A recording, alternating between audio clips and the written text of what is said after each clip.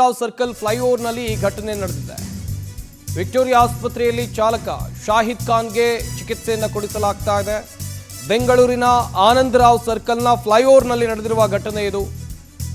Auto ಚಾಲಕನ ಹೆಸರು ಶಾಹಿದ್ ಖಾನ್ ಅಂತೇಳಿ 28 ವರ್ಷ ವಯಸ್ಸಾಗಿತ್ತು. ಘಟನೆಯಲ್ಲಿ ಬಿಎಂಟಿಸಿ ಬಸ್ ಚಾಲಕ ನಿರ್ಲಕ್ಷ್ಯ ತೋರಿರುವ ಆರೋಪ ಕೇಳಿಬಂದಿದೆ. ಫ್ಲೈಓವರ್ ಮೇಲೆ ತಂಗುದಾಣ ಇಲ್ಲದೇ ಇದ್ರೂ ಕೂಡ, ಬಸ್ ಸ್ಟ್ಯಾಂಡ್ ಇಲ್ಲದೇ ಇದ್ರೂ ಕೂಡ ಅಲ್ಲಿ ಯಾಕೆ ಬಸ್ ನಿಲ್ಲಿಸಿದ್ದು? ಪ್ರಯಾಣಿಕರು ಹೆಚ್ಚಾಗಿದ್ದ ಕಾರಣ ಟಿಕೆಟ್ ನೀಡೋಕೆ ಅಲ್ಲಿ ಬಸ್ಸನ್ನು ನಿಲ್ಲಿಸಲಾಗಿತ್ತು. ಮುಂದಿನ ಸ್ಟಾಪ್ ಬರೋದಕ್ಕೂ ಮುಂಚೆ ಟಿಕೆಟ್ ನೀಡೋಕೆ ಬಸ್ಸನ್ನು ನಿಲ್ಲಿಸಲಾಗಿತ್ತು. ಒಂದು ವೇಳೆ ಬಸ್ ನಿಲ್ಲಿಸದೇ ಇದ್ರೆ ಅಪಘಾತ ಆಗ್ತಾ ಇರಲಿಲ್ಲ. ಹಲವು ಬಿಎಂಟಿಸಿ ಕಂಡಕ್ಟರ್ಗಳು ಇದೇ ರೀತಿಯಾಗಿ ಮಾಡ್ತಾ ಇದ್ದಾರೆ. ನಿರ್ಲಕ್ಷ್ಯ. ಅಪಘಾತದ ನಂತರವಾದರೂ ಎಚ್ಚೆತ್ತುಕೊಳ್ತಾರ ಹಾಗಾದ್ರೆ ಬಿಎಂಟಿಸಿ ಬಸ್ಗಳ ಡ್ರೈವರ್? ನಿಂತಿದ್ದ ಬಿಎಂಟಿಸಿ ಬಸ್ಗೆ ಆಟೋ ಡಿಕ್ಕಿ ಆಗಿರೋ ದೃಶ್ಯಗಳನ್ನು ನೀವಿಲ್ಲಿ ನೋಡ್ತಾ ಇದ್ದೀರಾ. ಈ ಘಟನೆಗೆ ಕಾರಣ ಅಂತ ಹೇಳಿದ್ರೆ ಫ್ಲೈಓವರ್ ಮೇಲೆ ಬಸ್ಸನ್ನು ನಿಲ್ಲಿಸಿದ್ರು. ಬೆಂಗಳೂರಿನಲ್ಲಿ ಬಿಎಂಟಿಸಿ ಬಸ್ ಚಾಲಕರ ನಿರ್ಲಕ್ಷ್ಯ ಪದೇ ಪದೇ ಸಾಬೀತಾಗ್ತಾ ಇದೆ. ಒಂದು ಕಡೆಯಲ್ಲಿ ಬೇಜವಾಬ್ದಾರಿತನದ ಚಾಲನೆ ಎನ್ನುವ ಆರೋಪ ಪದೇ ಪದೇ ಕೇಳಿ ಬರ್ತಾ ಇರುತ್ತೆ. ಅದೇ ರೀತಿಯಾಗಿ ಬಸ್ಸನ್ನು ಫ್ಲೈಓವರ್ ಮೇಲೆ ನಿಲ್ಲಿಸಿದ್ದಾರೆ. ಫ್ಲೈಓವರ್ ಮೇಲೆ ಬಸ್ ಸ್ಟ್ಯಾಂಡ್ ಮಾಡಿದ್ಯಾರು?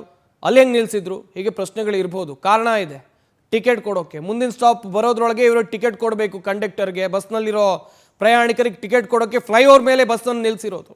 ಎಂತೆಂಥ ನಿರ್ಲಕ್ಷ್ಯವನ್ನು ತೋರಿ ಅದು ಯಾರದೋ ಜೀವವನ್ನು ತೆಗಿತಾ ಇದ್ದಾರಲ್ಲ ಇವರೆಲ್ಲ ಸೇರಿ. ಮಾಹಿತಿ ಕೊಡ್ತಾರೆ ನಮ್ಮ ಪ್ರತಿನಿಧಿ ವೆಂಕಟೇಶ್, ದೂರವಾಣಿ ಸಂಪರ್ಕದಲ್ಲಿದ್ದಾರೆ. ವೆಂಕಟೇಶ್, ಫ್ಲೈಓವರ್ ಮೇಲೆ ಬಸ್ ಸ್ಟ್ಯಾಂಡ್ ಇಲ್ಲ, ಆದರೂ ಕೂಡ ಬಸ್ ನಿಲ್ಲಿಸ್ತಾರೆ. ಪದೇ ಪದೇ ಬಿಎಂಟಿಸಿ ಬಸ್ ಚಾಲಕರ ನಿರ್ಲಕ್ಷ್ಯ. ಡೀಟೇಲ್ಸ್ ಕೊಡೋದಾದ್ರೆ?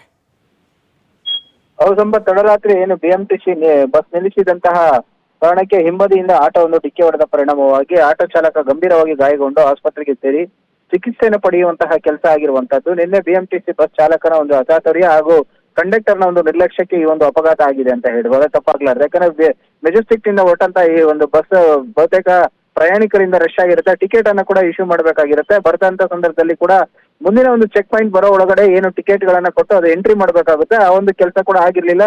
ಹೆಚ್ಚಿನ ಒಂದು ಪ್ರಯಾಣಿಕರಿದ್ದ ಕಾರಣ ಟಿಕೆಟ್ ಅನ್ನು ಕೂಡ ಕೊಡ್ತಾ ಇದ್ರು. ಹಾಗಾಗಿ ಫ್ಲೈಓವರ್ ನ ಮುಂಭಾಗದಲ್ಲಿ ಕೂಡ ಈ ಒಂದು ಬಸ್ ಅನ್ನ ನಿಲ್ಲಿಸ್ಕೊಂಡಿರ್ತಾರೆ. ಹಾಗೆ ಸಹಜವಾಗಿಯೂ ಕೂಡ ಫ್ಲೈಓವರ್ ಗಳ ಮೇಲೆ ಬಸ್ಗಳ ಅಥವಾ ವಾಹನಗಳನ್ನ ನಿಲ್ಲಿಸಬಾರ್ದು ಅಂತ ಕೂಡ ಹೇಳ್ತಿರ್ತಾರೆ. ಆದ್ರೆ ಬಸ್ ನಿಲ್ಲಿಸಿದಂತ ಕಾರಣ ಆಟೋ ಚಾಲಕ ಕೂಡ ವೇಗವಾಗಿ ಬಂದಿದ್ದಾರೆ. ಬಸ್ ಮೂವ್ ಆಗ್ತಾ ಇದೆ ಅನ್ನುವಂತ ಕಾರಣಕ್ಕೆ ಹಿಂದಿನಿಂದ ಬಂದು ಡಿಕ್ಕಿ ಹೊಡೆದಿರುವಂತದ್ದು. ಇಲ್ಲಿ ಆಟೋ ಚಾಲಕ ಕೂಡ ಜಾಗ್ರತೆಯನ್ನು ವಹಿಸಬೇಕಾಗಿತ್ತು. ಇದರ ಜೊತೆಗೆ ಬಸ್ ಚಾಲಕನ ನಿರ್ಲಕ್ಷ್ಯ ಕೂಡ ಇರುವಂತದ್ದು. ಯಾಕಂತ ಹೇಳಿದ್ರೆ ಪ್ರಯಾಣಿಕರಿಗೆ ಚೆಕ್ ಪಾಯಿಂಟ್ ಬರೋ ಒಳಗಡೆ ಟಿಕೆಟ್ ಅನ್ನ ಇಶ್ಯೂ ಮಾಡಿಲ್ಲ ಅಂತ ಹೇಳಿದಂತ ಸಂದರ್ಭದಲ್ಲಿ ಕಂಡಕ್ಟರ್ಗಳಿಗೂ ಕೂಡ ಫೈನ್ ಹಾಕುವಂತ ಕೆಲಸಗಳು ಕೂಡ ಆಗ್ತಾ ಇರುತ್ತೆ. ಅದನ್ನ ತಪ್ಪಿಸುವ ಉದ್ದೇಶಕ್ಕೆ ಅವರು ಈ ರೀತಿಯಾಗಿ ಮಾಡಿದ್ದಾರೆ. ಆದ್ರೆ ಅಲ್ಲಿ ಬಸ್ ಸ್ಟಾಪ್ ಇಲ್ಲದೆ ಇರೋ ಕಾರಣಕ್ಕೆ ಬಸ್ ಅನ್ನ ನಿಲ್ಲಿಸಿದ್ದಾರೆ. ಸ್ವಲ್ಪ ಹಿಂಬದಿಯಲ್ಲಿ ಬಸ್ ಅನ್ನ ನಿಲ್ಲಿಸಿ ಪಾರ್ಕಿಂಗ್ ಲೈಟ್ ಅನ್ನ ಹಾಕೊಂಡು ಟಿಕೆಟ್ ಅನ್ನ ಇಶ್ಯೂ ಮಾಡಬೇಕಾಗಿತ್ತು. ಅದು ಕೂಡ ಅವರು ಮಾಡದೇ ಇರುವಂತಹ ಕಾರಣಕ್ಕೆ ಈ ರೀತಿಯಾದಂತಹ ಒಂದು ಅಪಘಾತ ಆಗಿರುವಂತದ್ದು. ಸದ್ಯ ಘಟನೆಗೆ ಸಂಬಂಧಪಟ್ಟಂತೆ ಈಗಾಗಲೇ ಕೂಡ ಪೊಲೀಸರು ಸ್ಥಳ ಪರಿಶೀಲನೆ ಮಾಡಿ ಏನು ಒಂದು ಗಾಯಗೊಂಡಿರುವಂತಹ ಚಾಲಕನ ಒಂದು ಹೇಳಿಕೆಗಳನ್ನು ಕೂಡ ದಾಖಲಿಸಿಕೊಳ್ಳುವಂತ ಕೆಲಸವನ್ನ ಮಾಡ್ತಾ ಇರುವಂತಹದ್ದು. ಸಂಪತ್.